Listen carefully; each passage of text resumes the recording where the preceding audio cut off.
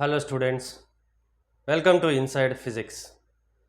Today we are going to discuss about Miller indices in crystallography. Crystallography is a topic in which we study the structures of crystals. So we divide the crystals into anisotropic, isotropic and amorphous crystals, and based on this crystallography topic, we are going to find the structures of the crystals by taking some of the definitions which we already seen in our previous video, like basis, unit cell, primitive cell and crystallographic axis, coordinates axis, like that.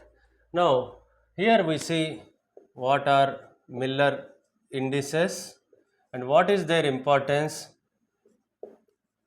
in understanding the crystal planes.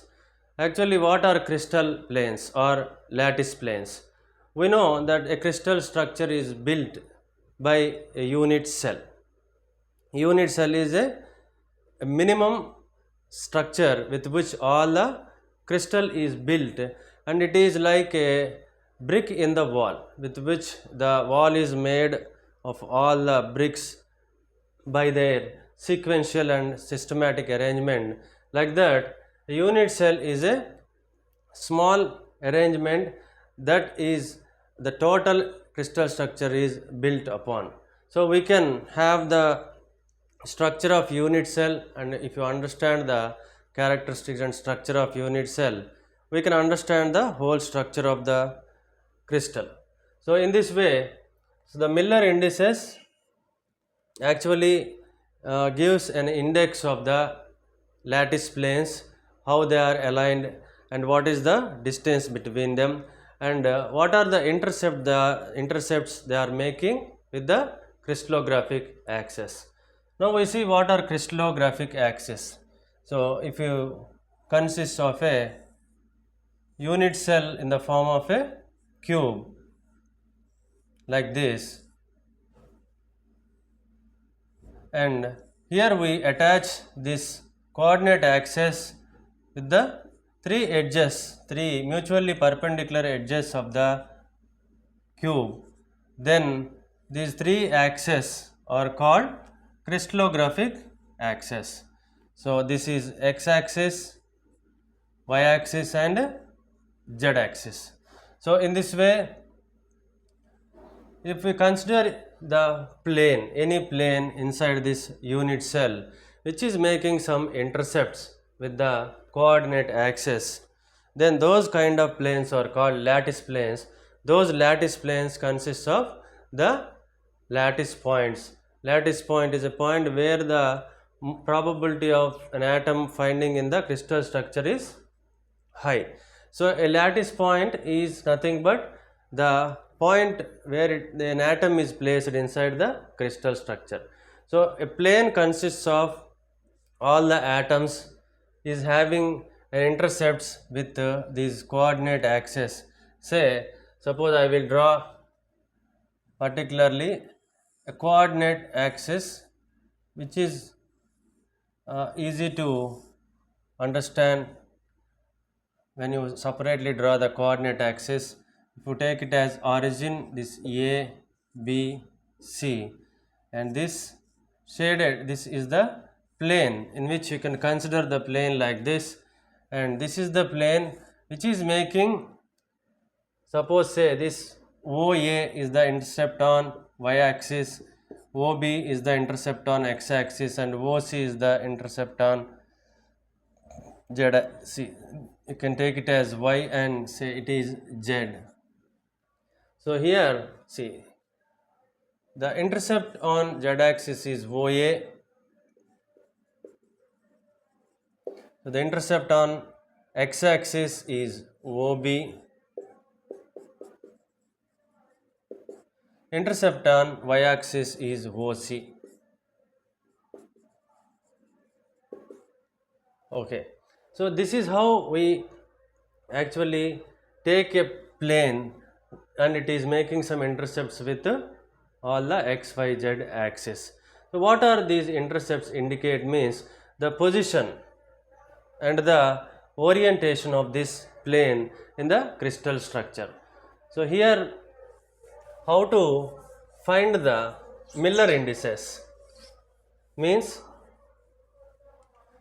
if A comma B comma C are the intercepts of a plane with coordinate axis, and if you attach any number P comma Q and R with these intercepts, where P comma Q are not necessarily integers, they may have the rational ratios also. So this intercept ABC is not given by its actual dimensions of the edge of the cube. It is given by the unit length, which is already taken while understanding the crystal structure. It is the axial length, or it is called unit length, and that is how we give the ABC values. This is the actual base vector length or unit length, or we can call it as axial length. So PQ are numbers which are not necessarily integers. So here these PQR will give the intercept on this. Say this is the A, small a is the intercept on C. If you take it as OA, and if it is OB, and if it is OC, OA is on x-axis. Say we change the names here, x-axis for the intercept A, and OB is on y-axis with intercept small b. OC is on z-axis with intercept small c. Here we take it as C. So these are the intercepts we have, and the plane is already, I have drawn this diagram, is like this. So in this way PQR can be taken as reciprocals. So now we are trying to find the procedure how to get the Miller indices for a particular plane. So while understanding the Miller indices, we need to have some points to be taken into consideration. If the lattice planes are all may be added up to infinite, so which are having some interplanar spacing between them, so the parallel planes which are in same orientation all will have the same interplanar spacing between them, and for such kind of lattice planes the Miller indices will be same. This is an important point to remember while calculating the Miller indices. So here I will write 1 by P, 1 by Q, 1 by R, which are reciprocals of these numbers. So which we are given to the intercepts multiplied by the intercepts. So 1 by P, 1 by Q, 1 by R. If PQR are fractions, and I already told you these will have the ratios, and if these are the ratios which are rational numbers, and if 1 by P, 1 by Q and 1 by R are fractions, we need to multiply these fractions with least common denominator, and these will turn out to be d by P, d by Q, comma d by R. So where d is least common multiple. Why we have multiplied with least common denominator means we need to convert these fractions into the smallest possible integers. So in Miller indices are nothing but smallest possible integers, where we can have the intercepts of the lattice plane by considering the Miller indices. So the Miller indices, if you ask you to define in such a way, we can say these are the least possible integers that can be taken into consideration for understanding the intercepts of a lattice plane in the 3 axes of the unit cell. So in this way, so this implies that d by p can be taken as h, and d by q can be taken as k, and d by r can be taken as l. H, K, L. So we have given these small here the words H, K, L as the reciprocals of these numbers P, Q, R given to the intercepts, and these are multiplied by least common denominator to make it as fractions into least possible integers. So these H, K, L are called now Miller indices of the particular crystal plane. So now we put these H, K, L in a parenthesis, so they will look like this in this way. We did not represent the Miller indices in this way. So this is the procedure to find out the Miller indices for a unit cell, for a lattice plane which is having some intercepts in the unit cell.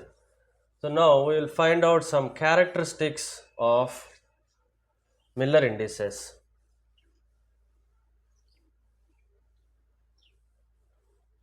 If any lattice plane is parallel to some coordinate axis, say if I draw a unit cell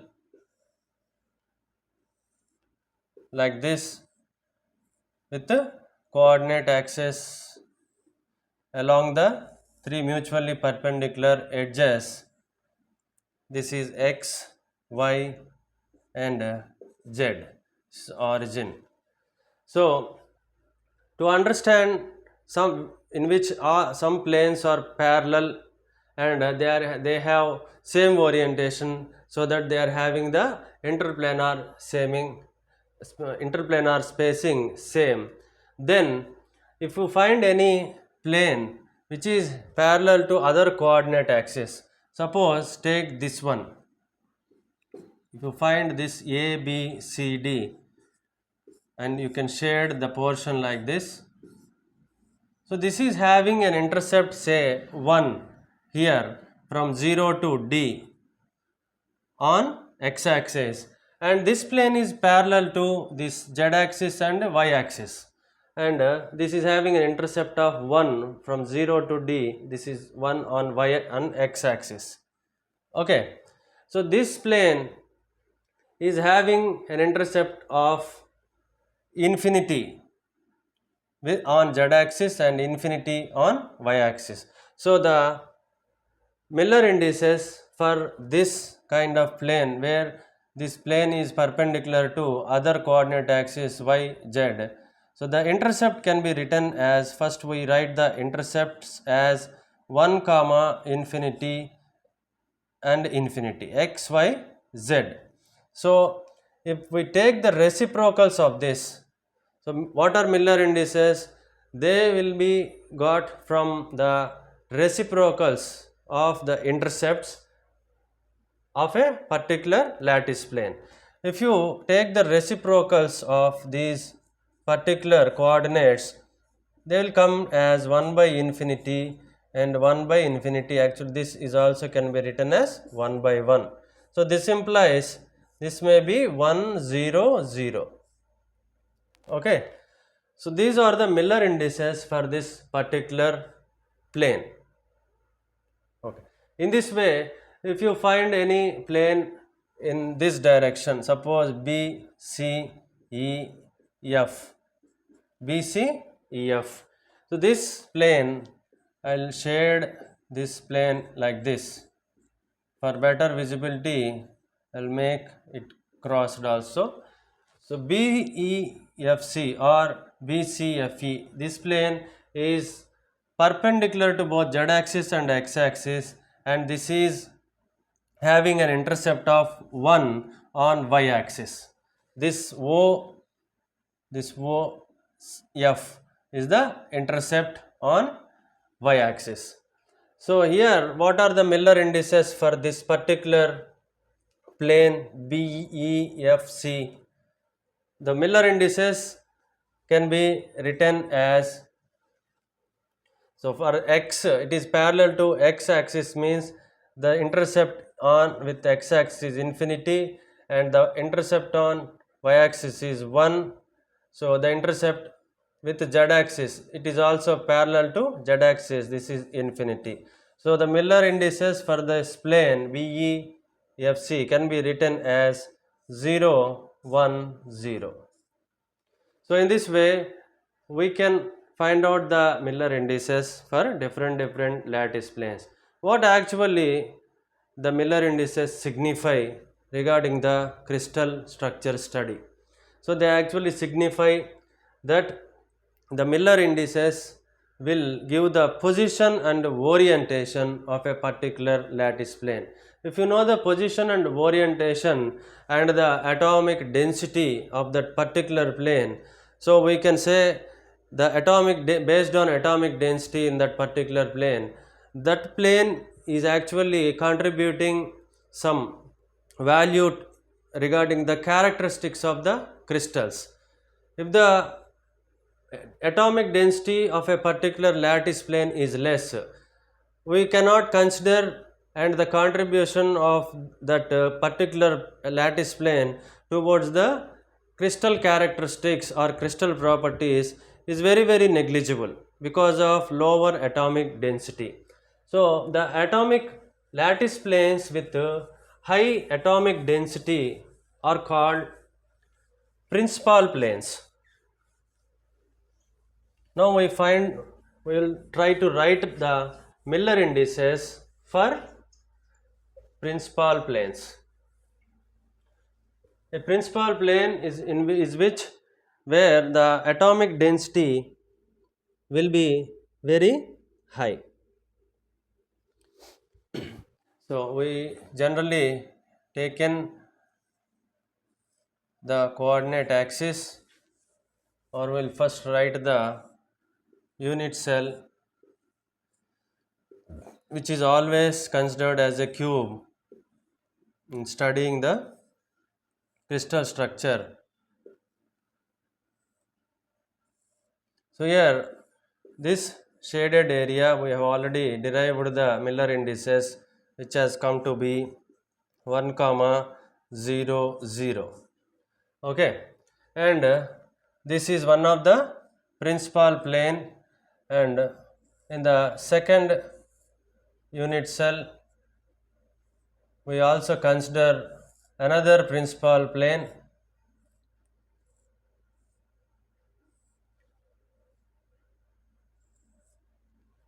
Okay, this is the unit cell, and the next one will be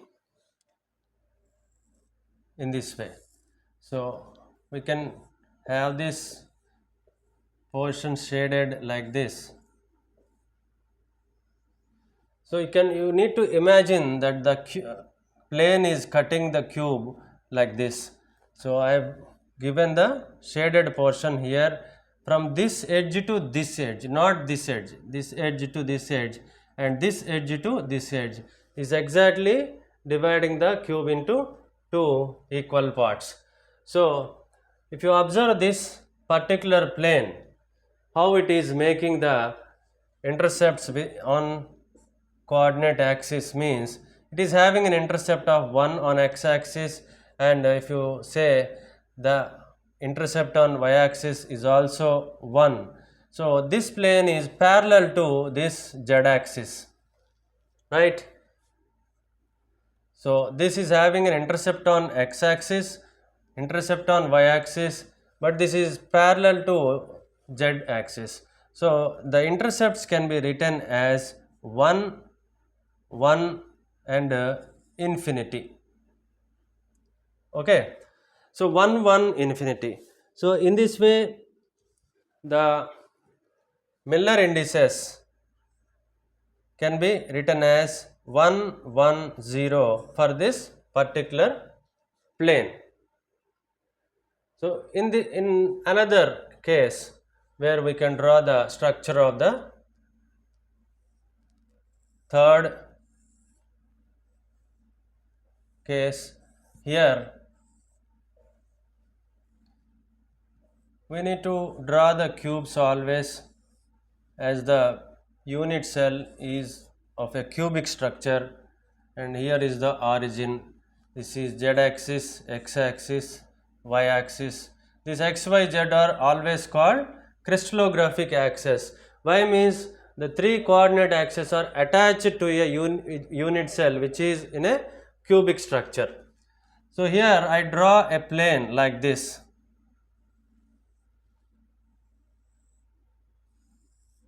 So you imagine in this way.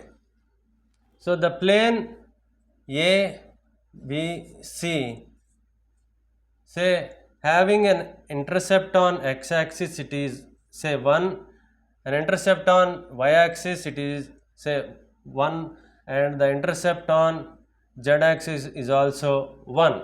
So from here to here, a plane in this mode will have the intercepts as 1, 1, 1, and if you reciprocate these intercepts, so the Miller indices will also come as 1, 1, 1. If you observe these three, these are the Miller indices of different planes. I will shade this area for better visibility. So these kind of the planes are called principal planes. So these principal planes will have more atomic density. So they contribute to the these crystal characteristics or properties in a better way. So here the Miller indices are very useful in understanding the crystal structure and their properties and the characteristics from crystal to crystal varies, and in the same way the interplanar spacing and Miller indices will also vary with different crystals, and in different directions they show different properties. Okay. So now in the reverse way, we will find the intercepts if we know the Miller indices. If we know the Miller indices, we will find the intercepts. Now I will draw the unit cell diagram again, which is always in the form of a cube.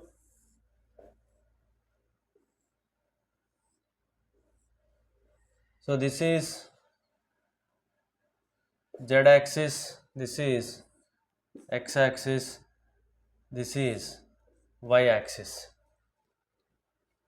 Okay.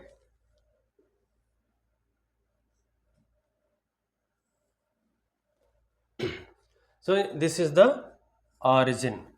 So I will draw a plane which is having the Miller indices 3, 2, 1. Okay. Now how can you find the intercepts of a lattice plane in the coordinate axis if you know the Miller indices? This means we need to take the reciprocals of the Miller indices, that means 1 by 3, 1 by 2 and 1. So by this we mean that a plane which is having this like this with this shaded area can be taken for better visibility. Here you see, if I take A, B, C, this is a plane, A, B, C is a plane, and 1 by 3, here this length is 1 by 3, this intercept on y axis is 1 by 2, this intercept on z axis is 1. Okay, this is the intercept on x-axis 1 by 3, on y-axis 1 by 2. This is the intercept on z-axis, which is 1. So these are the Miller indices, and thereby we have found out the intercepts of the lattice plane on this cubical unit cell. So this is how we can discuss about Miller indices, and these are useful in understanding the position and orientation of a particular lattice plane to understand the crystal structure and their properties in a better way. So this is about Miller indices. We will come with a next topic in crystallography in the next video. Thank you.